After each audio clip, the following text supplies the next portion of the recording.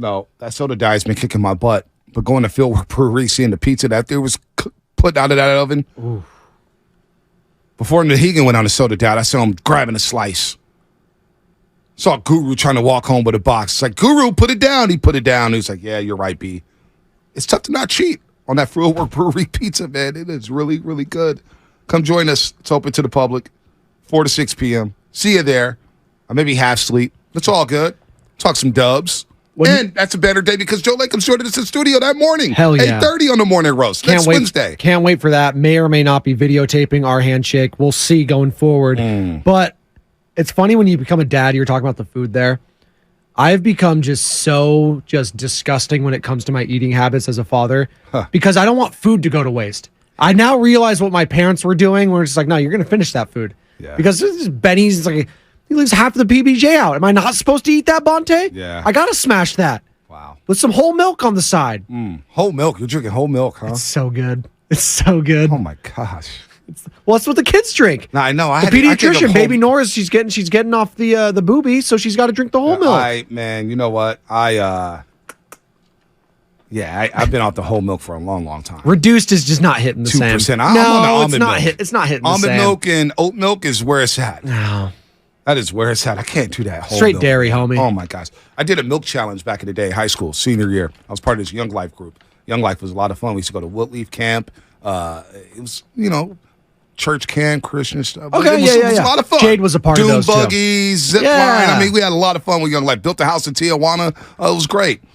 But we had this milk challenge. That's how they bought us in. It's like whoever could drink a gallon of milk within an hour wins $100. Oh, my God. But you can't yak. I was 5 minutes away. And then? Night. You got to consult Kurt Angle, who loves his milk. Olympic gold medalist, obviously. You love some Kurt Angle. Could you get the beat? Oh, well, not yet. Not yet, a little later. A little late. I do need that music in my life. But no, you know who won it? Was Big Dog City. He won the milk challenge. I need to meet Big Dog City. Well, he cheated. I'll say it right now. He should pay Young Life back $100 because I saw him pour milk away, throw it in the trash can. He was cheating. Raider fan, right? Big Dog City? Yeah, he's a Raider fan. You know what the rule number 1 is? If you're not cheating, you're not trying. Cheating is encouraged with the Raiders. Yes, there you go. Shout out Al Davis, R.I.P. Yeah, Al Davis. Hold on. There's a drop somewhere with Al Davis. Hold on. Wait. Where's it at? The other team's quarterback must go down, and he must go down hard. Huge. That's what's going to happen to Pete. That's going to be happening. Yes, within the first 10 plays, you got to make a statement there, and you also have to take a deep shot. Thank you. Yeah, I am snitching. I turned into Sausalito Shasky for you. Cheating at the Young Life group. Unbelievable. All right, Bud Genovese. All right, he's Browns backer. He runs a whole organization. Browns Backers Worldwide exists as a nonprofit organization to actively support and positively promote the Cleveland Browns, and that's been hard to do for a guy like Bud. Over 70,000 backers across 300 chapters in 10 countries. That's unbelievable. It was founded in the 80s. They have a chapter out here in the Bay Area. They watch games in Walnut Creek, San Jose, the city, the Yard Bar. We're going to hear from Bud on what it's like being a Browns fan for all these years and why he started this organization. Bud, welcome to the Morning Roast here on 95.7 The Game. Bonte Hill, my partner in crime, Joe Shasky's out, but I got Joseph Spadoni, who's a long-suffering Raider fan. So you guys have something in common, Bud. Good morning. Exactly. How you doing, all? Oh, we're doing great, Bud. So tell me about the Browns backers, man. When did you get involved? What made you get involved? Because you're in the Bay Area. We talked over the phone the other day. You live about 10 minutes away from Levi Stadium, but you represent the Cleveland Browns. So how'd you get into the Browns backers? Exactly. Well, I moved out here from Ohio after school, Ohio University, not Ohio State, but moved out to the Bay Area. Worked in downtown San Francisco, actually, with a bank on California and Kearny. And the problem is it could be considered a disease, is once you're a Browns fan, you just can't change. Yeah. You know, the 49ers can win eight Super Bowls, right? Right. But we're still going to be Browns fans. And there's a lot of us out here that have moved for job purposes to the Bay Area. So back in 1986, we actually started the club with 11 people, if you could believe that. Wow. And in San Jose. And then we grew over the years between different alumni associations based out here from Ohio State and Bowling Green and Kent, different schools. and we use that as a base. In the old days, they used to share alumni data, right? We couldn't do that now. That's amazing. But we were able to get the alumni data and expand the group, and so we're up to actually around 3,000 people, if you could believe that, in the greater Bay Area. Wow. That's pretty cool, bud. And like Bonte said, I'm a Raider fan, so I feel like Raider fans and Brown fans have been kindred spirits here for the last 30 years. A lot of turmoil, a lot of dysfunction, not good quarterback play, botching picks, ownership, stuff like that. What's been kind of, I don't know, the lowest point, obviously, the franchise moving. Outside of that, I want to stick to on the field and coach and stuff like that. What's been the lowest point for you as a fan? Right. Because for me, it's just, getting so close and feeling like you're right there. And that was the Raiders with Derek Carr, 2016. And then it all went away because he got hurt. That moment for you, is it Belichick leaving the Browns and then he ends up going to the Patriots? No. What is it for you? No. Well, first of all, let me explain. When the Browns were gone for a couple of years, many of us, for some reason, were Raider fans. I'm not kidding. Wow. So I had friends in Cleveland that said, we'll cheer for the Raiders now. Not to kiss up to you, huh? But but the lowest point by far is Red Wright, the pass in Cleveland in the snow when the Browns decided not to kick a field goal, and the Raiders, I believe, intercepted that pass in the end zone from Brian Sipe. And the Raiders went on to win the Super Bowl. Do you remember that? I wasn't alive. He wasn't alive for that. I wasn't alive for that, but I remember the Raiders going on to beat the Philadelphia Eagles, and Red Wright 88 is iconic. I watch it on NFL films all the time. Exactly. That's just torture to Browns fans. Absolutely. And not Ernest Biner? Pardon me? Not Ernest Biner? Not Biner. You mean Nick Chubb getting hurt? That's the next worst thing. That's the next worst thing that's happened recently, I guess. Absolutely. But of course, the move. Most Brown fans hate Belichick. I never hated Belichick. But to me, that's all in the past. And they hated Modell, and he's passed on. So I think, moving forward, we got to just hope that Watson is a little bit healthy. I don't think he's going to play Sunday. Yeah, doesn't look like it. Well, it's pretty. And go ahead. Most Browns fans are not too optimistic.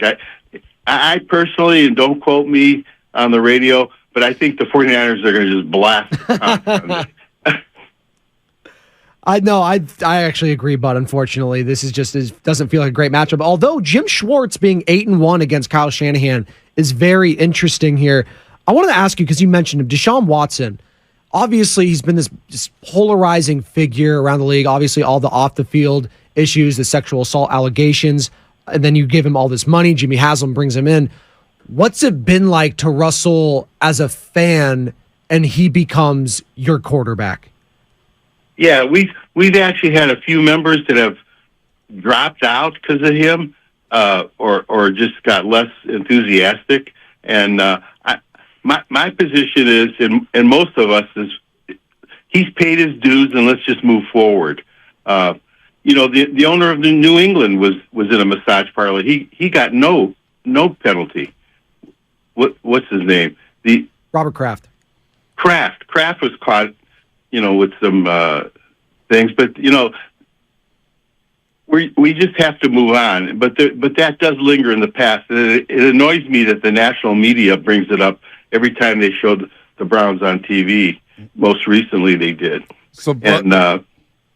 I was going to say, Bud, before we get you out of here, because, when you bring up the Browns and these Browns backers, and I knew David Feldhaus, who used to work here, he's moved back to Ohio. He used to always talk about the Browns backers. I was like, man, you guys really meet up just to watch your team lose? I mean, 2 playoff appearances since 1999. That mindset, hey, Spinotti's getting on me because I'm saying Super Bowl or bust, and Niner fans, we have been spoiled. We expect excellence. I don't know what it's like to be a fan of an organization like Detroit or Cleveland and not even sniffed a Super Bowl in so many years. That's got to be brutal, Bud. It's got to be bad on the mental health.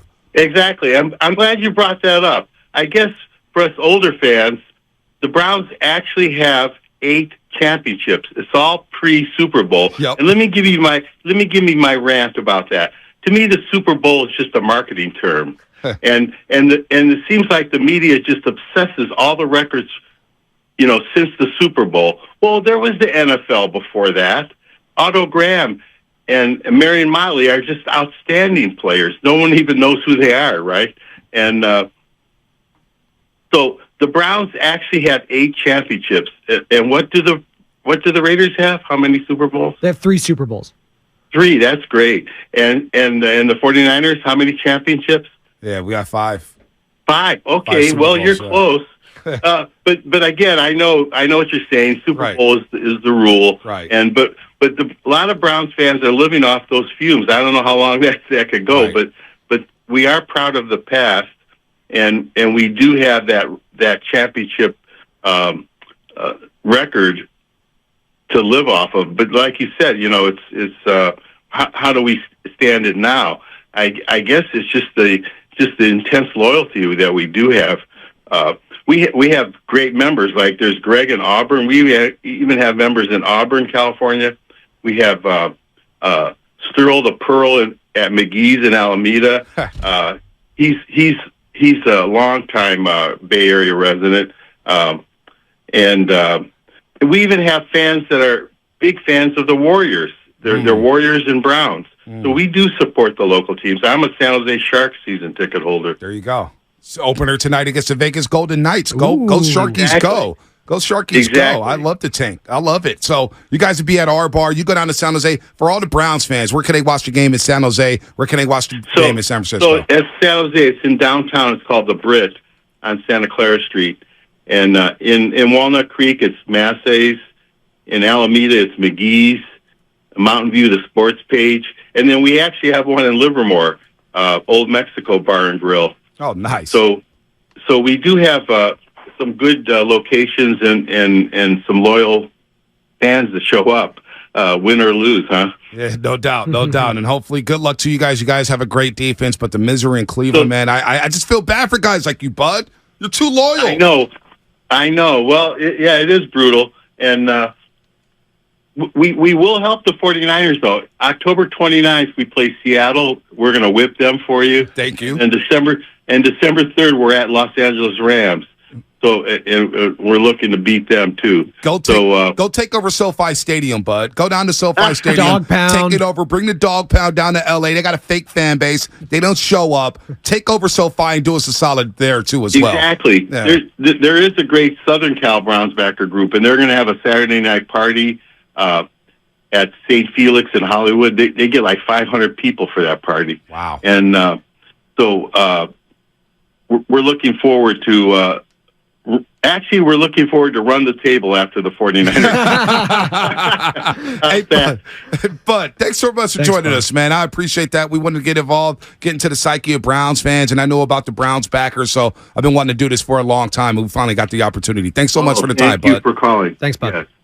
Bud Genovese runs the Browns backers here at the Bay Area chapter. He's diehard. Worldwide exists as a nonprofit organization that actively support and positively promote the Cleveland Browns. Over 70,000 backers across 300 chapters in 10 countries.